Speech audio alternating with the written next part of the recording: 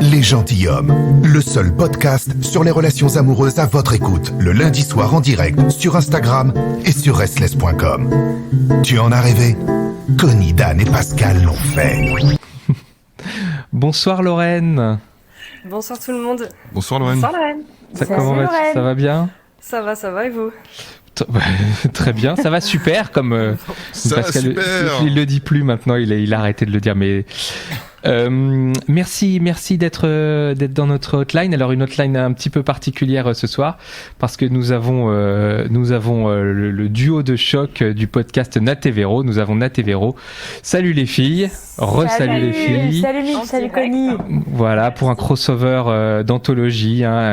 Voilà, on profite que Dan et Pascal ne soient pas là pour nous éclater dans notre coin. Voilà. Eh ben, tant pis pour eux. Voilà. Lorraine, qu'est-ce que tu viens nous raconter ? Alors, moi je suis venue vous raconter ce soir mes problèmes de rougeur quand je rencontre quelqu'un qui me plaît beaucoup. De timidité, tu veux dire ? Ouais.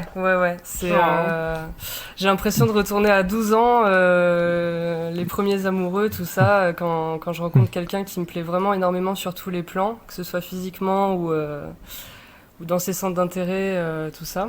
Mm-hmm. Et donc, à ce moment-là, il y a une réaction complètement incontrôlable qui se passe. Donc, j'ai le cœur qui s'accélère, je deviens toute rouge et puis je prends la fuite. Voilà. Ah, carrément. Ouais. Ah oui. C'est-à-dire que tu cours, tu t'en vas comme dans les limite, je cours. Enfin, je fuis complètement. Ah mince. Ah oui, ça c'est dommage. Alors que c'est super mignon, pardon. Moi, on m'avait dit que c'était super mignon de rougir et. Ah mais moi la mienne c'est ça. Moi j'ai. Quand tu dis la tienne, tu parles de quoi? Je parle de ma machine derrière là dans mes. Très bien, c'est bien ce qui me semblait. Merci Mitch. Je préfère ça. C'est une émission tout public ici. Pardon Lorraine. Et ouais, c'est certainement c'est très mignon. Mais est-ce que d'abord tu comprends pourquoi tu fais ça? Pourquoi qu'est-ce qui T'as compris? Qu'est-ce qui se passe? Ouais. Je sais pas, mais je pense que c'est c'est forcément relié à mon instinct de survie, mais bon, du coup, je comprends pas trop pourquoi il me fait ça, parce que normalement, l'instinct de survie, c'est de se reproduire, j'imagine. Et du coup, je pense que c'est, je sais pas, c'est peut-être la difficulté d'atteindre l'inatteignable peut-être, ou alors c'est moi qui me fout des barrières et qui m'empêche d'atteindre ça, quoi. L'inatteignable. Ouais. L'inatteignable. Tu parles de quoi quand tu parles de l'inatteignable? Sortir avec un mec? Non, parce que bon, je suis quand même sortie avec des mecs pas mal de fois et. Mais qui te plaisaient pas trop du coup. Du coup non, enfin voilà, c'était un peu je m'en fous et puis du coup ça se passe le coup d'un soir et voilà, et donc là ça fait plusieurs années en fait que j'ai pas vécu une relation profonde avec quelqu'un. Ça va faire 6 ans que je suis célibataire. Et mes relations n'ont pas dépassé 2 mois, quoi. Donc si je comprends bien, en fait, c'est plus facile pour toi de te mettre en couple avec quelqu'un qui te plaît moyen, bof, limite vite fait, que un mec qui te correspond, où tu sens qu'il te correspond sur tous les plans, quoi. Ouais, c'est ça. C'est la question de l'enjeu. La question de l'enjeu, et puis pardon, je parle au moment de la rencontre, hein. Est-ce que au moment de la rencontre, si tu sens qu'il te plaît, que tu as des affinités, ben tu flippes et tu t'enfuis, et si tu t'en fous, c'est facile. C'est ça qui se passe? Ouais, c'est ça. En fait, je pense que je préfère la facilité plutôt que la difficulté, et puis mettre tout en jeu pour séduire, en fait, étaler mes plumes de paon et puis séduire le partenaire d'en face, quoi. Mais moi, je pense que tout le monde a le cœur qui s'emballe quand il y en a un qui a quelqu'un qui lui plaît en face. Après, le rougir, je pense qu'être un peu décontenancé, enfin, perdre un peu ses moyens, ça arrive à presque tout le monde, je pense. Et donc, du coup, moi, il n'y a rien d'exceptionnel, en fait, que, tu vois, dans ce que tu dis. Enfin, rien d'alarmant. Ah oui, tu cours. Vraiment, je deviens pourpre pourpre, quoi. C'est vraiment de la tête aux pieds et c'est voilà. Tu peux nous raconter un petit peu comment ça se passe concrètement, parce qu'il y a un moment où, je veux dire, vous dites bonjour et tout. À quel moment tu deviens rouge? C'est quand il te dit quelque chose, quand ça commence à devenir, vous commencez à vous séduire. À quel moment tu t'enfuis et pourquoi, tu vois? Raconte-nous un petit peu dans le détail. Alors, je pense que je m'enfuis avant toute séduction. Et puis comment ça se passe, oui, je pense qu'à partir du moment où je vois que le mec en face il a tous les atouts qui me plaît, ça me fait flipper. Je sais pas. Sans que lui il ait initié quoi que ce soit. Sans que lui ait initié quoi que ce soit. Enfin, c'est peut-être. Moi j'ai peur en fait. Pardon, Marco, est-ce que tu pourrais couper ton micro s'il te plaît? Merci. Donc vas-y. Sinon, tu disais que tu t'enfuis, mais tu t'enfuis avant de les rencontrer en physique ou pas? Je pense. Il peut y avoir une petite discussion avant, mais voilà, à partir du moment où je sens que moi ça m'enflamme, ça m'enflamme beaucoup trop vite et du coup, avant de me consumer sur place, je m'en vais quoi. Et ça a toujours été le cas? Ça t'a toujours fait ça depuis toujours, ou il y a eu un truc qui s'est passé Forcément au collège, quand on est dans la fleur de l'âge, ça m'est beaucoup arrivé. Après il y a une période où je bossais dans la restauration, donc je rencontrais pas mal de prétendants et du coup c'était assez facile. Et là, je pense que, je bosse plus dans la restauration, je bosse dans l'industrie, donc ça plus le Covid, je rencontre beaucoup moins de personnes. Et du coup, je pense que voilà, ceux qui sortent du lot, j'arrive pas à les affronter. Voilà. Tout à l'heure, tu parlais, c'est marrant, hein, j'ai noté instinct de survie tout à l'heure quand même. Oui, et c'est hyper fort. L'instinct de survie, moi j'entendais plutôt contre l'instinct de survie, c'est quand on a peur de mourir, quand on a peur qu'il nous arrive vraiment quelque chose qui va te tuer, quoi. Donc c'est hyper fort comme expression. Et du coup, ça donne un peu l'idée aussi de la force de l'émotion que tu ressens, mais en fait j'aimerais comprendre la raison, quoi. Pourquoi l'instinct de survie? Pourquoi je mets ça en lien avec l'instinct de survie? Parce que c'est quelque chose d'incontrôlable, donc c'est directement relié à mon cerveau émotionnel, quoi. Il n'y a aucune rationalité en fait dans mes réactions.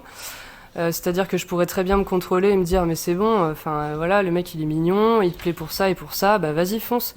Non, là en fait j'arrive pas à réfléchir et c'est vraiment des réflexes. Donc je m'empourpre du visage, je sors deux mots et puis je coupe net à la discussion et puis je m'en vais, quoi. Donc c'est un peu, je relie ça à l'instinct de survie parce que j'ai l'impression d'être une proie en fait. La proie de qui? De la personne qui est en face de moi. Voilà, je pense que ouais, peut-être. Est-ce qu'il y a quelque chose? Est-ce que quand tu étais plus jeune, il y a un couple qui t'a, je sais pas, t'as vu quelque chose dans ton entourage qui t'a pas donné envie de vivre le grand amour, ou quelque chose qui t'aurait traumatisé, ou vraiment tu sais pas? Non, je pense pas, au contraire, parce que j'ai un schéma parental qui est assez harmonieux, qui ont vraiment placé la barre très très haute, et donc je pense que j'ai un idéal du couple qui est assez exigeant, et je pense que j'ai peur de ne pas atteindre cet idéal-là. Et du coup, je préfère me donner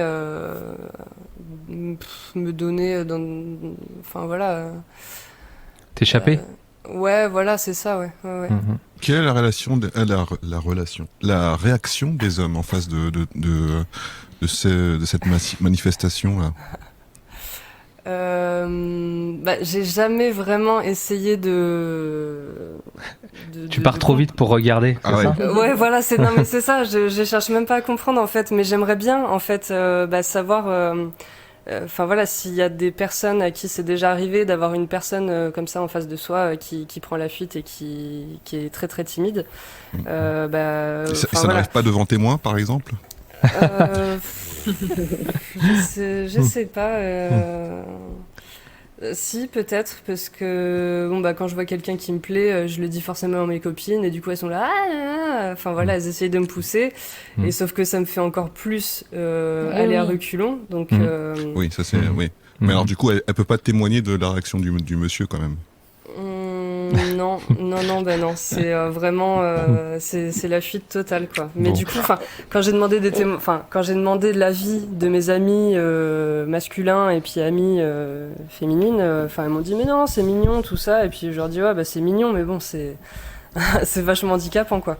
Et t'as jamais essayé un peu d'en jouer, c'est-à-dire que en fait quand tu sais que quand tu sais que ça arrive, tu dis attention, tu vois, genre attention, je te préviens, je deviens vachement rouge, tu vois, je suis vraiment timide, je suis très intimidée, et du coup de mettre à l'aise l'autre personne, et en fait toi du coup de je sais pas, d'arriver de verbaliser ça en fait. Ouais.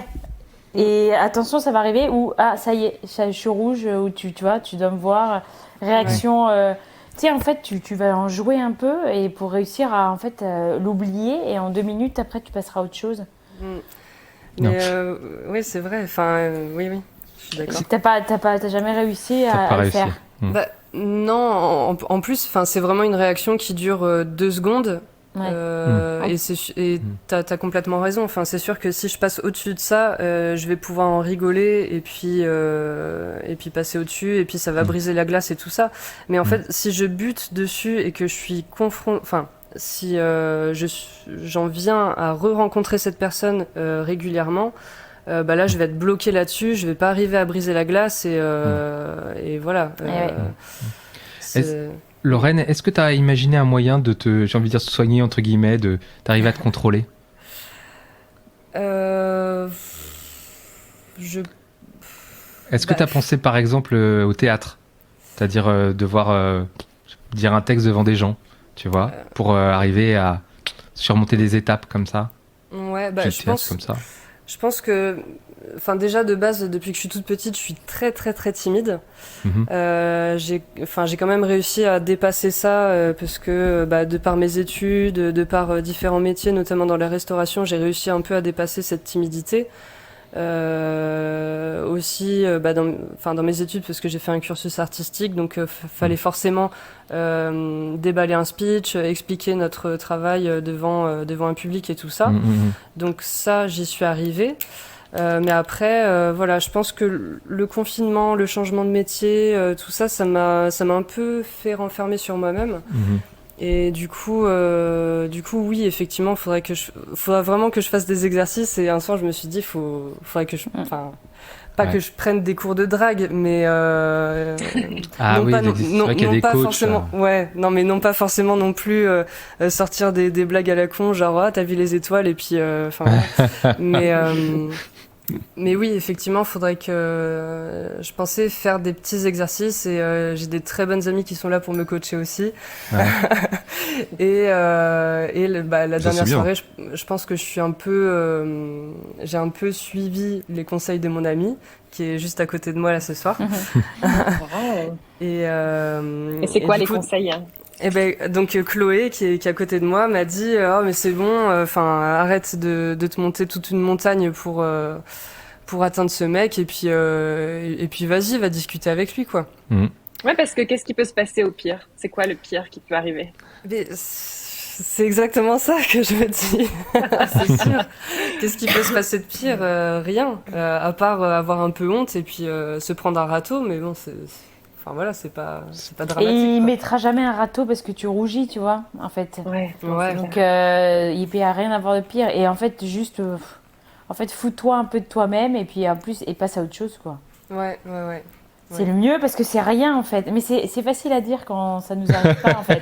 Non, mais clair. C'est facile à te dire, mais déjà toi, si tu fais des petits exercices et puis que tu mets en place à chaque fois. De passer à côté de quelque chose qui pourrait être sympa quoi. Oui, oui, complètement, ouais. Est-ce qu'il n'y a pas aussi un petit manque de confiance en toi qui serait aussi là et qui t'empêcherait de te sentir à la hauteur? Est-ce qu'il n'y aurait pas quelque chose comme ça? Si, complètement. Enfin, après, ça dépend des personnes. Enfin, voilà. Encore une fois, des gens donc qui j'ai pas trop d'intérêt. Enfin, je vais avoir entièrement confiance en moi. Et des personnes qui me semblent à la hauteur, je vais perdre tous mes moyens. Voilà. Bon, très bien. Enfin, pas très bien. on te souhaite beaucoup de courage. Tu vas y arriver. Oui. Ouais. Tu vas y arriver. On le sait de toute manière. Tiens-nous au courant aussi. Ouais. Quand tu auras réussi là dans quelques jours, tu nous recontactes et puis tu nous racontes comment tu as réussi à surpasser tout ça. Ok. Ouais. Carrément, merci beaucoup les gentilles hommes et les gentilles femmes. Merci Lorraine. Merci Lorraine.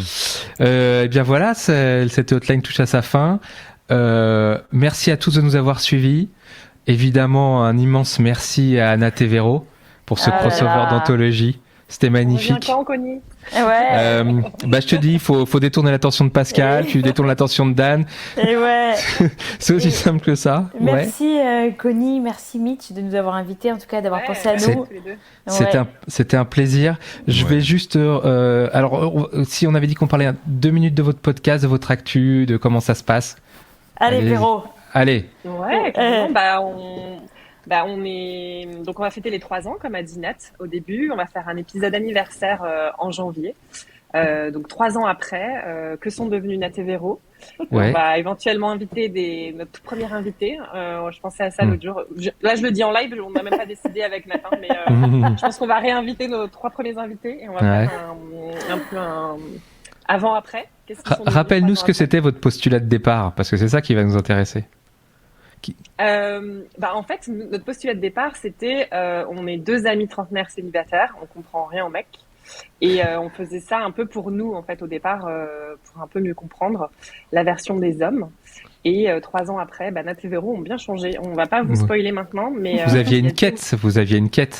La quête du grand amour. Ouais. Hein, c'était ça l'idée. C'était de partir en quête du... Ouais, bon, très bien. Sans spoiler, il y a eu des histoires. Bon, c'est parfait. Merci à tous de nous avoir suivis. Vous pouvez nous retrouver donc sur les épisodes réguliers. Vous pouvez nous retrouver sur toutes les plateformes d'écoute. Vous pouvez nous retrouver sur Tipeee. Vous pouvez faire un don aussi sur Tipeee. Je vous rappelle que le dimanche 28, on fait la soirée justement avec Tipeee. Ce sera un SAV en public. Ce sera notre épisode de Noël. Si vous avez des questions en plus et que vous êtes dans la salle, vous pourrez les poser. Ça fera un super épisode. Toutes les questions que vous voulez, ou presque, bien sûr. C'est gratos pour les tipeurs. C'est sur tout est sur le site lesgentilshommes.fr. Voilà, merci Mitch, merci Cynthia, merci Pascal, merci Dan et merci encore Nat et Véro. À très bientôt, ciao. Salut. Avec plaisir, bye. Bye bye.